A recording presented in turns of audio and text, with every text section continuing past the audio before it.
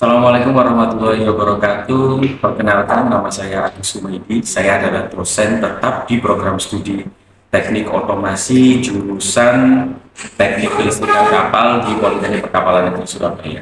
Saat ini saya sedang mengikuti proses sertifikasi dosen pada gelombang pertama sebagai upaya pengembangan profesionalisme saya sebagai seorang pengajar di pendidikan tinggi. Proses sertifikasi dosen yang saya ikuti saat ini diselenggarakan oleh Kementerian Pendidikan Tinggi, Sains dan Teknologi pada tahun 2025. Sebagai bagian persiapan, saya akan menyusun dokumen pernyataan diri dosen yang berkaitan dengan Tridharma Perguruan Tinggi, yang juga dikenal sebagai PDD UKT-PT. Pada kesempatan ini, saya ingin menjelaskan salah satu mata kuliah yang menjadi tanggung jawab saya, yaitu praktikum pembuatan miniatur SCADA. Mata kuliah ini saya ampuh pada semester genap tahun ajaran 2024-2025 dengan bobot 2 SKS yang memberikan pengalaman praktis terkait pengembangan dan pengoperasian sistem SCADA pada skala miniatur. Praktikum miniatur SCADA ini merupakan mata kuliah inti dan mata kuliah capstone design pada program studi teknik otomasi. Adapun mata kuliah capstone design adalah mata kuliah berbasis proyek yang dirancang untuk mengintegrasikan dan menerapkan pengetahuan serta keterampilan yang telah dipelajari mahasiswa selama berstudi di program studi teknik otomasi. Praktikum ini bertujuan untuk memberikan pengembangan praktis tentang konsep dasar dan arsitektur sistem SCADA yang digunakan dalam otomasi industri, sehingga mahasiswa dapat mengimplementasikan teori dasar dalam monitoring maupun pengendalian proses secara real-time melalui sebuah simulasi miniatur SCADA. Metode pembelajaran yang saya terapkan pada mata kuliah ini adalah metode pembelajaran aktif, partisipatif, dan berbasis pengalaman nyata. Di antaranya adalah perkuliahan interaktif untuk membangun pemahaman konsep mahasiswa terhadap teori SCADA. Kemudian diikuti dengan diskusi kelompok yang mendukung kolaborasi mahasiswa dalam menyelesaikan studi kasus pada sistem otomasi secara nyata. Kemudian yang terakhir adalah project based learning, di mana mahasiswa mampu menyusun proyek manufaktur berbasis SCADA sebagai bentuk penerapan praktis dari materi yang telah dipelajari. Mata kuliah praktikum pembuatan miniatur SCADA ini mendukung capaian pembelajaran nomor 4, nomor 5, dan CPL nomor 6. Adapun CPL yang nomor 4 yakni mampu merancang sistem, komponen, atau proses untuk memecahkan masalah teknik di bidang otomasi kemaritiman dan penunjangnya yang didefinisikan secara luas sesuai dengan disiplin ilmu teknik otomasi dengan mempertimbangkan faktor keselamatan sains, teknologi terbaru, dan prinsip rekayasa. Kemudian CPL 5, yakni mampu merancang, merakit, mengoperasikan, dan mengembangkan perangkat lunak serta perangkat keras meliputi elektrik, elektronik, maupun mekanik pada sistem otomasi di industri sesuai dengan standar operasional prosedur atau SOP pada lingkungan kerja. Untuk capaian pembelajaran yang keenam, yakni mampu menganalisis, menerapkan prinsip manajemen, dan mengevaluasi dampak pembangunan berkelanjutan ketika memecahkan permasalahan teknik yang didefinisikan secara luas. Kemudian untuk capaian pembelajaran mata kuliah yang mendukung CPL, yang pertama adalah mahasiswa mampu mendefinisikan konsep dari SCADA itu sendiri. Kemudian mahasiswa mampu mengidentifikasikan dan merancang PNID pada sistem SCADA. Yang berikutnya, mahasiswa mampu mengidentifikasikan dan merancang PFD pada proses manufaktur. CPMK yang keempat adalah mahasiswa mampu merancang sistem SCADA pada proses industri manufaktur. Yang kelima adalah mahasiswa mampu merancang dan membuat HMI pada software SCADA. Dan CPNK yang terakhir adalah mahasiswa mampu merancang dan membuat konsep dengan menggunakan sistem SCADA untuk tugas project based learning sebagai syarat untuk menyelesaikan mata kuliah praktikum pembuatan miniatur SCADA. Saya mengambil materi tersebut dari referensi berikut ini.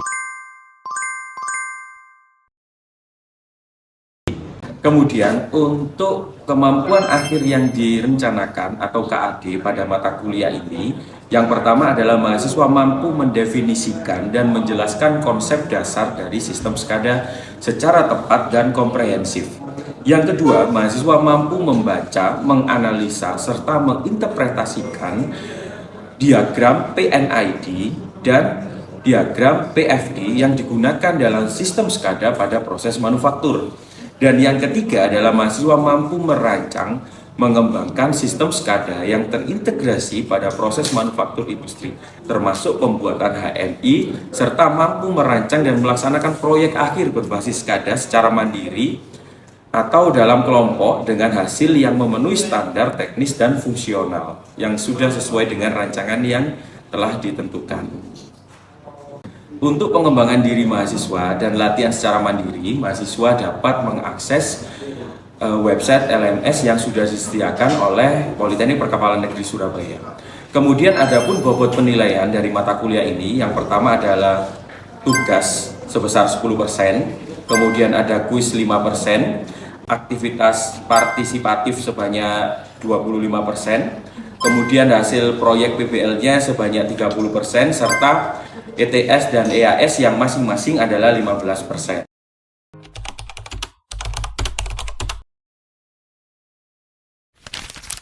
Baik, Assalamualaikum warahmatullahi wabarakatuh. Waalaikumsalam warahmatullahi wabarakatuh. Oke, kali ini di mata kuliah praktikum pembuatan miniatur SCADA, ya, kita akan membahas banyak mengenai konsep SCADA itu sendiri seperti apa, gitu ya. Karena untuk mencapai mata kuliah ini, teman-teman kan sudah melewati mata kuliah teori SCADA di semester 6, benar kan? Oke, baik, sebelum kita memulai kuliah pada hari ini, berdoa menurut keyakinan masing-masing. Berdoa, mulai.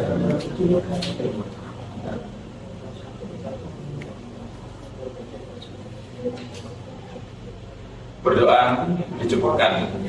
Oke, baik teman-teman semua, pada kesempatan kali ini ya saya akan memberikan materi lanjutan dari pertemuan kemarin ya mengenai definisi dan fungsi SCADA, kemudian sejarah singkat SCADA serta komponen penyusun dari sistem SCADA itu sendiri. Nah, selain itu, nanti secara berkelanjutan saya akan menjelaskan mengenai komponen-komponen penyusun SCADA ya, sebagai dasar untuk membuat tugas akhir yang kita sebut sebagai project based learning. Kita tahu ya bahwa SCADA itu berasal dari 3 suku kata ya. Yang pertama ada supervisory. Apa itu supervisory? Yakni pengawasan ya. Jadi yang mana sistem kita ini dapat mengawasi ya, dapat mengawasi baik itu penggunaan sensor, penggunaan aktuator, serta mengendalikan sebuah aktuator atau sistem sesuai dengan yang kita inginkan. Nah, kemudian yang berikutnya adalah sistem kontrol atau pengendalian. Dan suku kata yang ketiga adalah data akuisisi ya. Nah, data akuisisi ini terdiri atas 3 proses ya. Proses yang pertama adalah mengumpulkan, menyimpan, dan melakukan pengolahan data. Nah, sebelum kita mengenal jauh ya banyak mengenai sistem SCADA, kita harus tahu mengenai revolusi industri. Nah, teman-teman ya, sebenarnya revolusi industri 5 itu akan kita lalui sebentar lagi ya, tetapi masih belum secara menyeluruh. Nah, sekarang kita masih di industri 4.0 ya. Revolusi yang pertama adalah revolusi 1.0 yang mana ditandai dengan munculnya sistem mekanik ya, water power dan steam power. Nah, steam power ini biasanya itu masih digunakan di sistem pembangkit ya. Jadi yang mana air dipanaskan, nah dari panas air itu akan menghasilkan tekanan yang digunakan untuk memutar turbin. Revolusi yang berikutnya adalah revolusi industri 2.0 ya pada tahun 1870. Yang mana pada tahun ini itu diawali dengan yang namanya mass production ya. Nah, pada revolusi industri 1.0 masih belum mass product karena di situ masih belum memungkinkan karena resource-nya butuh yang besar gitu kan untuk mass production. Nah, di sini apakah di revolusi industri 1.0 itu belum ketemu dengan yang namanya listrik ya? Sudah ketemu dengan listrik, tapi listrik masih belum masif ya, masih digunakan secara sederhana. Nah, di industri 2.0 semua sudah menjurus ke mesin-mesin listrik sehingga memungkinkan terjadinya yang namanya mass production atau produksi massal. Nah, di industri 3.0 ini adalah awal dari yang namanya komputerisasi dan sistem otomasi. Tapi pada pada revolusi industri 3.0 ini penggunaan komputer dan sistem otomasi masih bersifat lokal dan terbatas. Nah, teknologi komputer dan automation ini awal sekali diciptakan itu di sektor apa tadi teman-teman? Sektor pertahanan ya. Nah, pada saat ini adalah terjadi perang dunia yang kedua, betul ya. Nah, perang dunia kedua ini sudah masuk ke eranya komputer. Sehingga komputer pertama kali diciptakan itu adalah saat perang dunia kedua ya. Karena manfaatnya begitu luas sehingga komputer digunakan atau berkembang di banyak sektor. Jadi bukan hanya sektor pertahanan, sektor manufaktur maupun sektor produksi kebutuhan sehari-hari sudah masuk ke komputerisasi dan sistem otomasi. Nah, namun sistem otomasi pada revolusi industri 3.0 ini masih sangat terbatas, teman-teman. Ya. Nah, saat ini yang kita alami saat ini adalah revolusi industri 4.0 atau yang biasa kita sebut sebagai cyber physical system, di mana kita dapat mengendalikan device kita, mengontrol sistem kita dimanapun, kapanpun, ya, tanpa ada batasan karena menggunakan komunikasi jaringan melalui internet. Oke. Baik, setelah kita mengetahui mengenai revolusi industri ya, dari revolusi industri 1 sampai revolusi industri yang keempat ya, begitu pula selaras dengan perkembangan SCADA teman-teman ya. Jadi SCADA itu melalui dua fase yang primitif atau SCADA yang konvensional ya, sama SCADA yang modern. Nah, untuk SCADA yang primitif atau konvensional ya, telah lama ada. Sebenarnya SCADA yang konvensional ini telah lama ada pada sebuah sistem kontrol ya. Sistem pertama pada SCADA dimanfaatkan untuk akuisisi data, penyajian data dengan cara panel meter, lampu dan grafik. Jadi sebelum ada komputer di situ ya, sistem SCADA itu masih menggunakan panel meter. Jadi ada meteran yang analog gitu ya teman-teman ya. Kemudian ada lampu dan grafik. Jadi biasanya lampu ini digunakan sebagai indikator kalau misalnya sistemnya file atau ada warning atau ada semacamnya seperti itu. Nah, kemudian operator manual mengoperasikan berbagai tombol ya. Biasanya di dalam sebuah dashboard kontrol yang dilakukan berdasarkan pengawasan. Jadi memang ada operator di lokasi untuk mengawasi sistemnya secara langsung gitu ya. Nah, yang berikutnya adalah perangkat ini masih ada dan digunakan untuk melakukan kontrol pengawasan dan akuisisi data pada pabrik yang masih kuno atau masih belum berkembang atau belum menginjak ke revolusi industri 4.0 gitu. Nah, yang primitif mungkin seperti ini ya, atau SCADA yang konvensional. Jadi di sini ada panel ya, ada panel, di sini ada meter-meter ya, ada meter. Kemudian ini ada mungkin tampilan grafik atau HMI yang secara sederhana. Kemudian di sini dilengkapi dengan tombol-tombol. Jadi masih bentuknya fisik gitu ya. Nah, kalau SCADA yang modern ya, nah mungkin yang primitif seperti ini teman-teman ya. Jadi ada kayak panel besar gitu ya. Nah di dashboard besar ini nanti di situ ada panel-panel meter. Terus di sini ada gambar plannya. Nah cuman gambar plannya ini berbentuk fisik juga. Jadi mungkin ada kayak stiker terus dikasih pertanda gitu ya. Ini indikator A, B, C dan seterusnya. Terus ada tombol-tombol di bawahnya seperti ini. Nah, bagaimana dengan perkembangan SCADA yang selanjutnya kita masuk ke modern SCADA? Nah, saat ini eranya adalah modern SCADA. Ya. SCADA mengacu pada kombinasi telemetri dan akuisisi data. Ya. Namanya telemetri berarti sistem kita itu sudah bisa dikendalikan secara tele atau jarak jauh. Nah, sedangkan kalau primitif SCADA tadi itu sistemnya hanya bisa dikendalikan jarak dekat atau secara lokal gitu ya. Nah, SCADA meliputi sistem SCADA modern meliputi pengumpulan informasi, mentransfer kembali ke sumber informasi, melakukan setiap analisis dan kontrol yang diperlukan, dan kemudian menampilkan informasi pada sejumlah layar operator atau display. Nah, kalau SCADA yang modern itu displaynya biasanya bisa multi ya, jadi gak hanya satu display. Jadi bisa beberapa operator bisa langsung melihat, memonitoring dan melakukan sistem kontrol gitu ya. Nah, modern SCADA itu biasanya sudah menggunakan fasilitas PC ya atau komputer atau sistemnya sudah masuk ke digital. Nah, kemudian yang berikutnya adalah komponen SCADA. Seperti yang sudah pernah saya jelaskan ya di mata kuliah sebelumnya di teori SCADA, bahwa komponen SCADA ini terdiri atas 6 komponen utama. Yang pertama ada field device yang terdiri atas sensor, ada transducer maupun ada aktuator. Kemudian ada RTU atau remote terminal unit. Kemudian ada sistem komunikasi ya. Nah, sistem komunikasi ini yang bertugas untuk menghubungkan antara RTU dengan MTU. Ya. MTU adalah Master Terminal Unit atau biasanya device untuk MTU adalah sebuah komputer, gitu ya.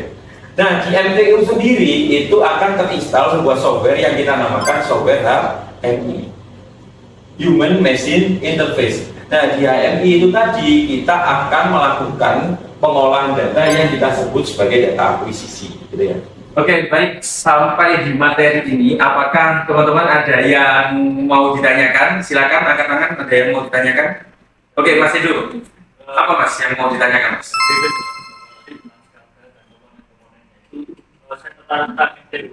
Oh, RTU. RTU, oke.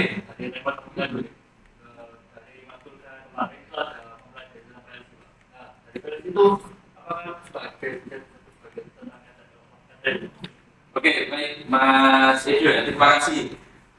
Baik, Mas Edo bertanya teman-teman ya, apakah PLC itu bisa disebut sebagai RTU ya? Silakan, mungkin ada yang bisa membantu menjawab. Oke, Mas Rindu, silakan Mas. Apa Mas? Kapannya Mas? Menurut saya bisa, PLC bisa sebagai RTU atau remote terminal unit, itu tergantung konfigurasi dan penggunaannya. Jadi PLC itu sendiri dapat ditempatkan di tempat kecil atau tempat yang jauh apabila karena PLC tersebut dilengkapi oleh kemampuan komunikasi jarak jauh, sehingga PLC tersebut bisa berguna sebagai RTU. Oke, baik ya. Terima kasih pertanyaannya, jawabannya dari Mas Rindu. Ada lagi yang mau menjawab? Oke, cukup ya. Jadi memang benar teman-teman ya, PLC itu bisa disebut sebagai RTU tergantung dari penggunaan atau integrasi dari sistemnya.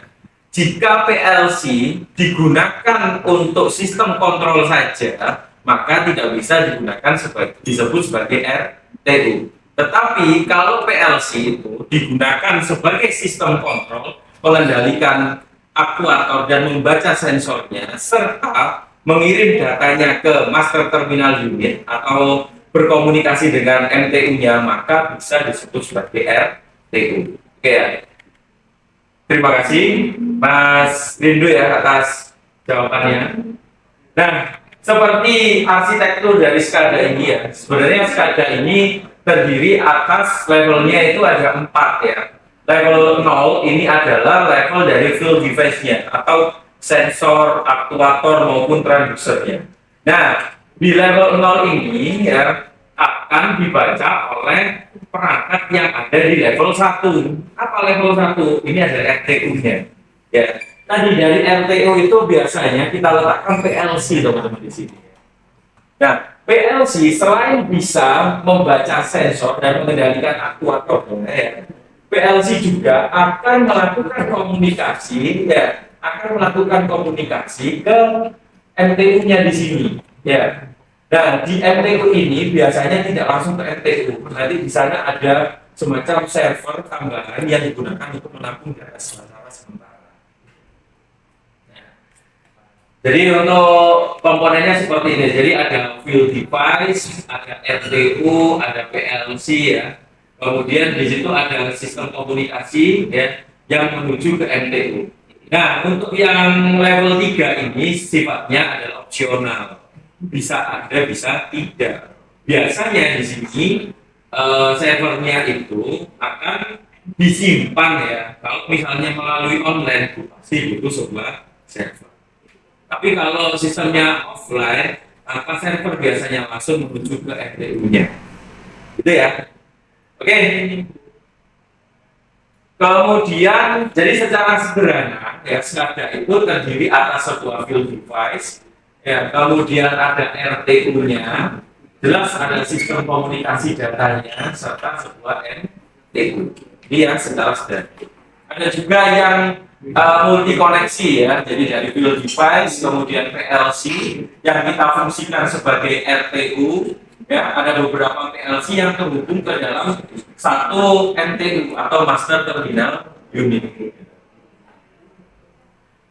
Oke, saya rasa cukup ya untuk hari ini. Kita akan lanjut mengenai pembahasan project based learning-nya. Mungkin ada satu perwakilan yang bisa maju mempresentasikan rancangan dari PBL-nya. Silakan angkat tangan. Oke, Mas Rindu lagi ya. Oke, silakan Mas Rindu untuk mempresentasikan proyek PBL-nya. Oke, baik teman-teman ya. Kali ini ada kelompok 1 yang akan mempresentasikan konsep dari proyek project based learning-nya. Jadi teman-teman kalau diperhatikan. Oke, silakan Mas Rindu untuk mempresentasikan rancangan dari proyek PBL-nya. Silakan Mas. Oke, Assalamualaikum warahmatullahi wabarakatuh. Selamat pagi semua. Jadi kami dari kelompok 1 ingin mempresentasikan proyek kami yaitu yang berjudul Sugar Boiling Mixer atau mesin pembuat gula. Jadi untuk tampilannya sendiri seperti ini, terdapat boiler atau boiling pemanas, terus ada kantung pengisian, ada motor pendingin, sama kantung pembuangan, terus ada conveyor, dan ini terdapat sebuah panel yang di dalam terdapat beberapa pas button. Nah, jadi untuk konsepnya sendiri di sini pada proyek kami ini terdapat 2 mode, yaitu mode manual dan mode auto. Nah, untuk pertama saya menjelaskan untuk mode autonya. Nah, untuk mode autonya sendiri, ketika tombol start, ketika tombol selektor ditekan, selektor ini untuk menentukan posisi mode yang kita bakal pilih, bisa mode auto atau mode manual. Contoh kita pilih pakai mode auto, kita tekan selektor ke mode auto, terus kita tekan start, maka satu pengisian akan menyala selama 20 detik. Dia akan mengisi tangki boiler selama 20 detik. Setelah itu, setelah terisi 20 detik, maka indikator mixer dan indikator heater akan nyala. Nah, di sini heater kan sudah menyala. Untuk panas sendiri itu dapat terdeteksi oleh sensor suhu. Ketika sensor suhu naik, otomatis berpengaruh juga pada kecepatan mixer.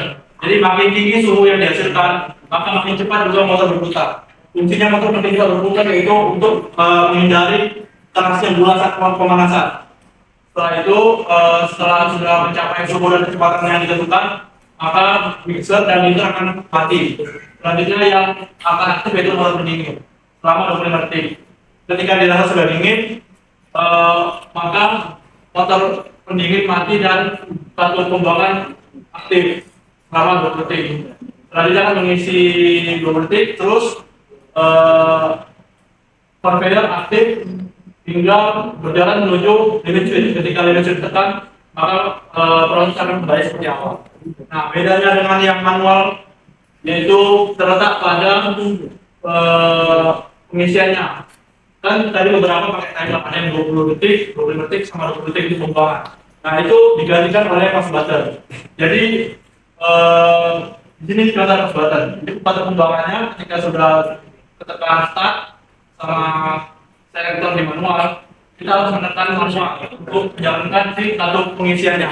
Begitu juga motor pendingin dan satu pembuangannya. Sekian konsep dari proyek kami. Terima kasih. Oke, tepuk tangan untuk timnya dulu ya. Itu mungkin ini Pak Medi kalau boleh saran ya, itu tampilannya sudah bagus. Cuma mungkin bisa ditambahkan, coba ditambahkan database-nya. Sehingga nanti kita tahu betul ya temperatur yang cocok itu seberapa, gitu ya. Jadi ditambahkan untuk database-nya atau tag database sehingga nanti bisa lebih maksimal dan kita bisa memonitoring semua prosesnya. Seperti itu ya. Kalau nggak ada database-nya nanti kita nggak tahu tuh hasil produksinya seperti apa. Gitu ya. Oke. Ada saran dari teman-teman? Belum ada ya, saya rasa cukup. Jadi cukup mata kuliah pada kesempatan pada kesempatan hari ini. Insya Allah kita akan bertemu di mata kuliah praktikum pembuatan miniatur SCADA minggu depan. Terima kasih. Assalamualaikum warahmatullahi wabarakatuh. Oke, baik, selama perkuliahan minggu kedua mahasiswa selain mendapatkan materi secara tatap muka, mahasiswa juga dapat mengakses materinya melalui LMS dan link YouTube yang sudah saya buat untuk pengembangan diri lebih lanjut. Sekian video kali ini, terima kasih. Assalamualaikum warahmatullahi wabarakatuh.